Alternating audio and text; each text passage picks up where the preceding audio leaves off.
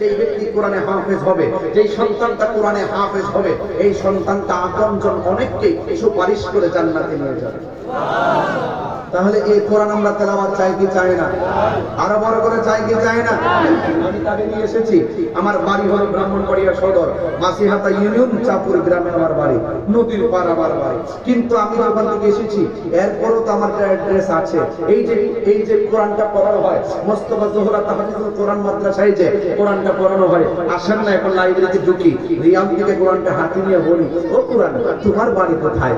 তুমি যে শুধুমাত্র প্রেস থেকে তৈরি হচ্ছ আর ফটোকপি সাপ্লাই দিচ্ছ, তোমার কোনো আসল পার্মানেন্ট অ্যাড্রেস আছে কিনা?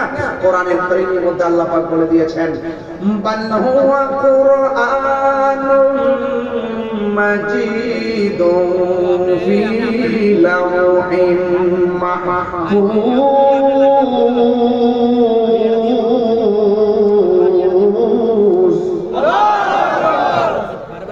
কোরআন বলছেন আমার বাড়ি হলো লাওহে মাহফুজে। তার মানে এর দ্বারা প্রমাণ হয়ে গেল যে এই কোরআনটা হলো ফটোকপি। এই কোরআনটা কি ফটোকপি? এই জন্য আল্লাহ কোরআনের মধ্যে হাযাল কিতাবুল লা রাইবা ফীহি বলে নাই, বলছে যালিকাল কিতাবুল লা রাইবা ফীহি। এই কোরআনটা ওই কিতাব, এই কোরআনটা বাংলার যে কোরআনটা, এটা ওই কিতাব। এখানে হাযা বলে নাই, দিস শব্দ ব্যবহার না করে দ্যাট ব্যবহার করেছেন। যালিকাল কিতাবুল লা রাইবা ফীহি, এই কিতাবটা ওই কিতাব। তার মানে হলো এই কিতাবটা হলো ফটোকপি, আসল কিতাব হলো লাওহে মাহফুজে। ওখানে কিতাবটা অঙ্কিত, ওখানে কিতাবটা অঙ্কিত, ওখানে কিতাবটা সংযোজিত, ওখানে কিতাবটা সংরক্ষিত। পৃথিবীর সব যদি কোরআনকে নদীর মধ্যে ভাসিয়ে দেয়, কোরআনের আত্মা সবল দেশকে পরিবর্তন করতে পারবে না, পারবে না, পারবে না। আল্লাহু আকবার। সুন্নাত ওয়াল জামাত। আমার কথা কি পরিষ্কার?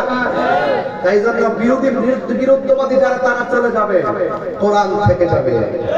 ফেরাউন চলে গেছে, ঠিক কি না? নমরুদ চলে গেছে, আবু জাহেল চলে গেছে, আবু লাহাব চলে গেছে, যাবতীয় বেঈমানরা চলে গেছে, কিন্তু ইমামে হুসাইনের পতাকা আছে না নাই? আবু বকরের পতাকা আছে না নাই? উমরের পতাকা আছে না নাই? উসমানের পতাকা আছে না নাই? মাওলানার পতাকা আছে না নাই? এই জন্য আপনাকে জানতে হবে, জানার নাম ইমান নয়, মানতে হবে। আপনাকে মানতে হবে, মানার নাম ইমান। এই জন্য সবাই জবানটা বলে সিদ্ধান্ত নেন, এই কোরআনের সাথে সম্পর্ক রাখার দরকার আছে না নাই? ইনশাআল্লাহ সন্তান দিবেন তো ইনশাআল্লাহ। আমি আবারও বলছি, কোরআন কেন পড়বেন? আসুন, আপনি তেলাওয়াত করতেছেন, আমি শুনতেছি, অথবা আমি তেলাওয়াত করতেছি, আপনি শুনতেছেন। আপনি তেলাওয়াত করে যে সওয়াবটা পাইলেন, পাশে থেকে আমি শুই না, আমার আমলনামায় সেই সওয়াব চলে এসেছে। আরেকটা কথা বলি, কোরআন কারীমের পাওয়ার দেখেন। যেই ব্যক্তি দুনিয়ার মধ্যে কোরআন তেলাওয়াত করবে, বিশেষ করে রমাদান মুবারকে যারা, রমাদান মুবারকে যারা এই তেলাওয়াতটা বেশি বেশি করবে, এই কোরআনটা জাহান্নামের গেটে দাঁড়ায় যাবে। সুবহানাল্লাহ। কালকে বলেন, অশান্তি লাগতেছে? আমি শুনছি এগুলো এখন হয়ে যাবে, বুঝাতে পারতেছি? মাথায় ঢোকানোর জন্য বলতেছি, কিছু চেতনা, কিছু ঘটনা। এই কোরআনটা জাহান্নামের গেটে দাঁড়ায় যাবে। কোরআন দেখতেছে তার আমলনামা ভারী হয়ে গেছে, এমন আমলনামা হয়ে গেছে সে জাহান্নামী। এই কোরআনটা জাহান্নামের গেটে এইভাবে দাঁড়াবে। আরেক হাদিসে পড়লাম, ফুল ছিঁড়েতে দাঁড়ায় থাকবে। সুবহানাল্লাহ বলবেন না? দাঁড়ানোর পরে কোরআনটা আল্লাহকে ডাক দিয়ে বলবে, আল্লাহ, সে আরামের ঘুম হারাম করে আমাকে তেলাওয়াত করেছে। আমি জানি তার আমলনামা ভারী হয়ে গেছে, আমি জানি সে জাহান্নামী হয়ে গেছে, কিন্তু তোমার কোরআনটাকে সে এমন মহব্বতে তেলাওয়াত করেছে, আমি কোরআনের সুপারিশটা এই তেলাওয়াতকারীর জন্য তুমি কবুল করে নাও। আল্লাহর হাবিব বলেন, হাসরের ময়দান যেদিন কায়েম হবে, ওই কঠিন মুসিবতের সময় কোরআনটা দাঁড়ায় আল্লাহকে ডাক দিয়ে বলবে, আল্লাহ, এই কোরআনকে এমন ভাবে তেলাওয়াত করেছে, আজকের এই বিভীষিকাময় প্রান্তরে আমি তেলাওয়াতকারীর জন্য তোমার কাছে সুপারিশ করি, আল্লাহ মেহেরবানি করে আমার সুপারিশ তেলাওয়াতকারীর জন্য কবুল করে নাও।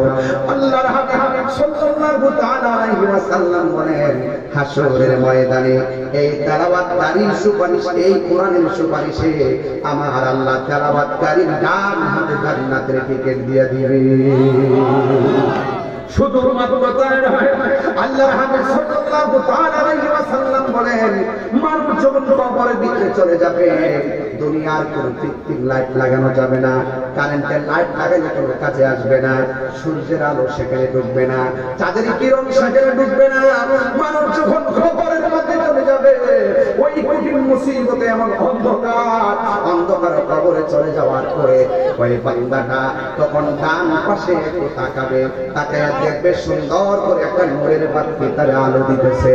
ওই মুহূর্তে বান্দা ডাক দিয়ে বলবে, হে আলো, আমার ডানে মাটি, বামে মাটি, সামনে মাটি, পিছনে মাটি, তুমি কোথায় থেকে আমার কবরে তুমি আলো দিতেছো? ওই মুহূর্তে আলোটা ডাক দিয়ে বললে, আমার তোমরা ছিল না, আমি হইলাম তোমার দুনিয়ার নেক আমল। আর জোরে জোরে কন্যা সুবহানাল্লাহ। ইল্লাল্লাযীনা আমানু ওয়া আমিলুস সালিহাতি ওয়া তাওয়াসাউ বিল হাক্কি ওয়া তাওয়াসাউ বিস সাবর। জোরে জোরে কি সুবহানাল্লাহ বলা যাবে না? আরেক জায়গায় আমার আল্লাহ রাব্বুল আলামিন বলেন, ওয়া বাশশিরিল্লাযীনা আমানু ওয়া আমিলুস সালিহাতি আন্না লাহুম জান্নাতিন তাজরি মিন তাহতিহাল আনহার। জান্নাতের শুভ সংবাদ ওই সমস্ত বান্দাদের জন্য যারা দুনিয়ার মধ্যে ঈমানটা তাজা রেখেছে, নেক আমল করেছে। এই নেক আমলগুলো কবরের ভিতরে তারে আলো দিয়ে অন্ধকার দূর করে দিবি। ওই মানুষটা কবরের ভিতরে ডান পাশে তাকাবে, তাকায় দেখবে আরো সুন্দর করে একটা বাতি জ্বলতেছে। এবার জিজ্ঞাসা করবে, তুমি কে? কই, আমার তুমি চিনো না, আমি এই দুনিয়ার কেউ না, আমি হইলাম এই দুনিয়া তোমার কোরআন তেলাওয়াত। এই জন্য যুবক ভাই আমার, কোরআনটা অন্ধকার কবরে আলো দিবে, এই কোরআনটা জাহান্নামের গেটে তোমার জন্য দাঁড়ায়া যাবে। এই জন্য কোরআনের বাড়ি হলো লাফে মাহফুজে। আমার যুবক ভাইরা, কোরআনের যেই জায়গাগুলো সবচাইতে সহজ লাগে সেই জায়গাগুলো বেশি বেশি করে তেলাওয়াত করবেন, কারণ কোরআন ছাড়া আপনি জীবনকে সুন্দর করে সাজাইতে পারবেন না। এ আমার যুবক ভাইরা, রাতের বেলা মোবাইল টিপতে টিপতে ঘুমাইয়া যাও। আজকে থেকে ওয়াদা করো ঘুমাবো, কিন্তু রাতের বেলা, প্রত্যেকটা রাতের বেলা ইউটিউবের ভিতরে সূরা ইয়াসিন সার্চ দিয়ে শুনতে শুনতে ঘুমাইয়া যাব। প্রতিটা রাতের মধ্যে কোরআন তেলাওয়াতগুলো শুনবেন, সূরা ফাতিহা লিখে চার্জ দিবেন। এত গান শিখতে পারেন, এত নাটক শুনতে পারেন, এত ছবি ইতিহাস মনে রাখতে পারেন, এত কিছু করতে পারেন। আমার দৃঢ় বিশ্বাস, যদি কোনো ছেলে একমাত্র একটা মাস যদি চর্চা করে, বারবার যদি তারা ঘরের ভিতরে কোরআনটা চার্জ দিয়া যদি তারা সূরা ফাতিহাটা বারবার শুনে, মসজিদের ইমামের চাইতেও তার তেলাওয়াত শোনার কারণে অনেক বেশি ভালো করে সে শিখতে পারবে। কথা বলেন ঠিক কিনা? এখানে বারবার টানায় টানায় শোনার সুবিধা আছে। এখন আমার কথাগুলো বেশি ভালো লাগবে না, কারণ কোরআন তেলাওয়াত ছাড়া তোমার কোনো উপায় নাই। এই জন্য রাসূল মুফাসসিরিন আব্দুল্লাহ ইবনে আব্বাস রাদিয়াল্লাহু তাআলা আনহু বলেন, আল্লাহর পক্ষ থেকে তোমরা যখন ফজল পাবে তোমরা আনন্দ করবে। এরপরে ফজল মানে হলো কোরআন, এরপরে তোমার আমার ধর্মের নাম হলো ইসলাম। কথা বলেন ঠিক কিনা? সেই ব্যক্তি ইসলাম ধর্ম গ্রহণ করেছে তাকে মুসলমান বলা হয়।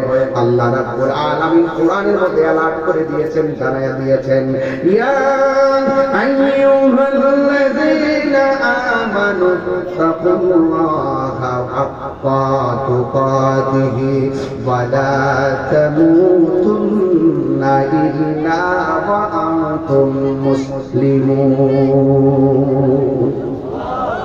আল্লাহ রাব্বুল আলামিন বলেন, তোমরা আল্লাহকে ভয় করো এবং মুসলমান না হইয়া মরিও না। এখন আমরা কি মুসলমান না বেঈমান? তো মুসলমান তো ঠিক আছে, কিন্তু মুসলমানের চোখ ঠিক নাই, মুসলমানের জবান ঠিক নাই, মুসলমানের হাত ঠিক নাই, মুসলমানের চোখ ঠিক নাই। যদি কেউ হাতকে হেফাজত করতে না পারে, জবানকে হেফাজত করতে না পারে, সে নামে মুসলমান, হাকিকতে বেঈমান। ঠিক কিনা? দলিল কি? দলিল আমার নবী বলেছেন, ক্বালান নবী সাল্লাল্লাহু তাআলা আলাইহি ওয়াসাল্লাম, মান সালিমাল মুসলিমুনা মিন লিসানিহি ওয়া ইয়াদিহি। যার হাত দ্বারা কেউ কষ্ট পায় না, যার জবানের কথার দ্বারা কেউ কষ্ট পায় না, ওই মানুষটা হলো মুসলমান। এই জন্য আমরা শুধু নামে মুসলমান হলে চলবে না, আমরা কাজে মুসলমান হওয়া লাগবে। কথা বলুন ঠিক কিনা? এই জন্য আমার যুবক